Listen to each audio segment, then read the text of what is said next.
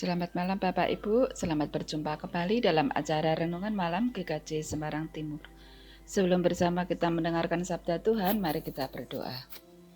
Kami mensyukuri untuk hari ini, hari yang boleh Tuhan karuniakan bagi setiap kami, dengan segala berkat penyertaan yang Tuhan telah nyatakan. Ialah Engkau memberkati untuk semua karya kami pada hari ini dan menyempurnakan, supaya apa yang kami lakukan menjadi hormat dan kemuliaan nama Tuhan dan menjadi berkat bagi kami semua. Malam hari ini kami akan mendengarkan sabda-Mu, berfirmanlah Tuhan, dan layakkanlah setiap kami sebab kami siap mendengar. Amin. Bapak Ibu, malam hari ini kita akan belajar tentang pembawa damai. Satu ayat masnya saya ambil dari kitab Matius pasal 5 ayat yang ke-9. Berbahagialah orang yang membawa damai, karena mereka akan disebut anak-anak Allah. Saudaraku, tidak ada di dunia ini satu tempat yang benar-benar aman dan damai, bebas dari gangguan dan kejahatan. Kalaupun ada tempat yang paling aman, itu mungkin adalah rumah kita sendiri. Tetapi itu pun tidak benar-benar murni damai dan aman. Sewaktu-waktu pun bisa timbul gangguan keamanan kepada seluruh anggota keluarga. Mungkin itu bisa karena kepala keluarga, ibu rumah tangga, atau anak-anak yang membuat ulah. Gereja sebagai tempat berkumpulnya orang percaya juga tidak bebas dari gangguan keamanan dan damai. Tidak sedikit gereja yang rusak rasa damainya karena ulah jelek dari pemuka agama, dari majelis, dari anggota jemaat, atau mungkin sekitarnya. Lingkungan RT, desa, kota di mana kita tinggal juga bukan tempat yang sepenuhnya aman dan damai. Sewaktu-waktu bisa timbul gangguan keamanan yang mengusik rasa damai. Terusiknya rasa damai dan aman karena seseorang atau sekelompok manusia yang membuat ulah, sengaja merencanakan kejahatan, perbuatan onar, ambisi akan kekuasaan, eksploitasi sumber daya, dan sebagainya. Karena itulah Yesus menghendaki rasa damai di tempat-tempat di mana kita tinggal.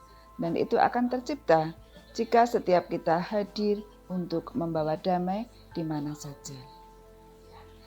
Ya, memang harapan perdamaian dunia tidak akan pernah tercapai. Tetapi Yesus memanggil setiap kita untuk membawa damai. Dan ada janji bagi mereka yang membawa damai. Membawa damai yang dalam bahasa Yunani eirenopoio, dari eiren, peace, dan poio, to make. Di sini Kristus secara khusus mengacu pada pembawa damai ke dalam harmoni dengan Allah. Pikiran manusia adalah permusuhan terhadap Allah. Pikiran duniawi adalah permusuhan terhadap Allah. Roma 8 ayat 7. Tetapi Kristus, Sang Pencipta perdamaian, datang untuk menunjukkan kepada kita manusia bahwa Allah bukanlah musuh mereka. Kristus adalah Raja Damai. Dia adalah utusan perdamaian dari surga kepada manusia, dan kita dibenarkan karena iman. Kita hidup dalam damai sejahtera dengan Allah karena Tuhan kita, Yesus Kristus. Roma 5 ayat 11. Ketika Yesus menyelesaikan tugasnya yang telah ditetapkan dan kembali kepada Bapa, dia berkata, "Damai sejahtera aku tinggalkan bagimu, damai sejahteraku kuberikan kepadamu." Yohanes 14 ayat 27. Nah, kata damai dalam bahasa Ibrani setara dengan Yunani airono, salom, yang berarti kelengkapan, sehat, kemakmuran, kondisi kesejahteraan, kedamaian. Mengingat fakta bahwa Kristus dan orang-orang lain menggunakan kata Aram, bahwa bahasa yang sangat mirip dengan bahasa Ibrani. Eirene berasal dari kata kerja eiro, artinya mengikat atau menggabungkan bersama yang pecah atau terbagi. Jadi kita bisa memperluas definisi pembawa damai sebagai mereka yang memfasilitasi, mengikat bersama mereka yang terpecah sehingga menjadikannya satu kembali. Yesus mengacu pada mereka yang secara aktif turun tangan untuk mengikat bersama mereka yang terpecah dengan membawa damai. Warga kerajaan Allah memanifestasikan diri mereka sebagai anak-anak Allah. Bapak Ibu yang dikasihi Tuhan,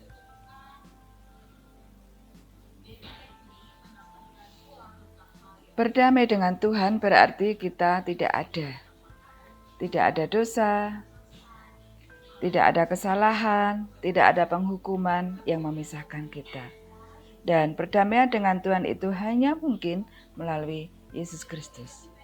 Apakah saya dan saudara memiliki satu hati dengan Tuhan?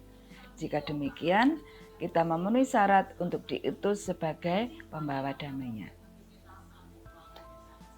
Sering terjadi ketika seseorang mencintai perdamaian, tapi dengan cara yang salah justru membuat masalah, bukan kedamaian. Misalkan jika kita menghadapi situasi di mana ini akan berkembang menjadi situasi yang mengancam dan berbahaya, dan karena kita tidak ingin berurusan, kita ingin damai sehingga tidak melakukan apa-apa. Banyak orang yang mengira bahwa dia mencintai perdamaian, padahal sebenarnya dia menumpuk masalah untuk masa depan karena dia menolak untuk menghadapi situasi dan mengambil tindakan yang dituntut oleh situasi tersebut. Berbahagia yang membawa damai yang disebut Alkitab tidak datang dari penghindaran masalah. Itu datang dari menghadapi mereka, berurusan dengan mereka, dan menaklukkan mereka. Apa yang dituntut oleh kebahagiaan bukanlah penerimaan pasif atas sesuatu yang kita takut akan mengalami kesulitan karena menghadapi mereka. Tetapi kita harus menghadapi secara aktif dengan jalan damai dan menciptakan perdamaian. Benar, bahwa mereka yang membawa damai, jalan mereka penuh dengan perjuangan. Berbahagialah orang yang membawa damai, karena mereka melakukan pekerjaan seperti Tuhan. Orang yang mendamaikan terlibat dalam pekerjaan yang dilakukan oleh Tuhan yang damai. Yesus tidak hadir secara fisik sekarang untuk memberikan kedamaian yang sangat dibutuhkan oleh dunia, tetapi pembawa damai hadir. Untuk menjadi pembawa damai, pertama-tama orang harus berdamai dengan Tuhan. Jadi pertanyaannya, bagaimana seseorang menjadi pembawa damai? Pertama, mereka harus didamaikan dengan Tuhan. Di Taman Eden, ada kedamaian yang sempurna sampai dosa masuk ke dunia. Dosa memunculkan permusuhan dengan Tuhan. Kejadian 3 ayat 15. Mereka yang dulunya berada dalam kedamaian sempurna, sekarang menjadi musuh. Jadi seluruh umat manusia telah mewarisi kecenderungan Adam untuk berdosa dan pada dasarnya karena waktu kita masih lemah. Kristus telah mati untuk kita orang-orang durhaka karena dialah damai sejahtera kita.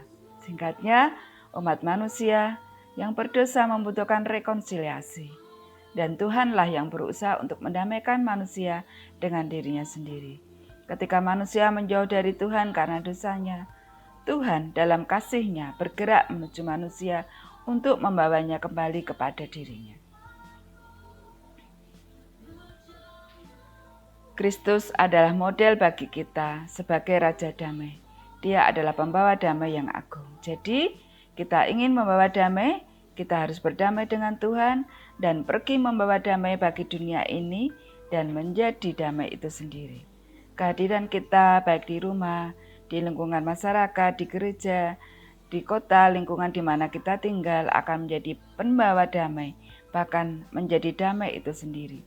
Dengan demikian kita bisa merasakan betapa senangnya tinggal di rumah, tinggal di gereja, tinggal di lingkungan di mana kita hidup. Dan semua itu akan tahu, semua orang akan tahu bahwa Yesus Raja Damai menjadi sumber kedamaian yang sejati yang diperlukan oleh dunia pada saat ini. Saudaraku, menjadi anak Allah sama saja dengan memasuki keluarga Allah atau diselamatkan.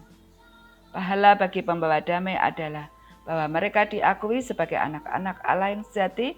Mereka berbagi semangatnya untuk perdamaian dan rekonsiliasi, meruntuhkan tembok pemisah di antara orang-orang. Berkat itu menyiratkan bahwa di dalam kerajaan Allah kita dipulihkan kepada orang yang seharusnya kita lakukan, anak-anak Allah. Pembawa damai dipenuhi dengan kedamaian oleh Tuhan. Sifat mereka gunakan untuk membantu orang lain. Bukan sekedar menyelesaikan argumen. Pembawa damai adalah bukti hidup dari kasih Allah yang mendamaikan manusia. Ya. Semangat untuk menjadi agen pembawa damai dimanapun kita berada. Tuhan memampukan kita dan memberkati kita dengan sabdanya. Amin. Mari kita tutup dalam doa. Kami bersyukur untuk firman-Mu ya Tuhan. Biarlah Engkau mampukan kami untuk menjadi anak-anak pembawa damai dimanapun kami berada. Kami sebentar lagi akan beristirahat. Biarlah anugerah Tuhan melingkupi kami di dalam damai sejahtera. Kami menyambut berkat-Mu di dalam nama Tuhan Yesus. Amin. Demikian renungan malam kita Bapak Ibu. Selamat beristirahat. Tuhan Yesus memberkati. Amin.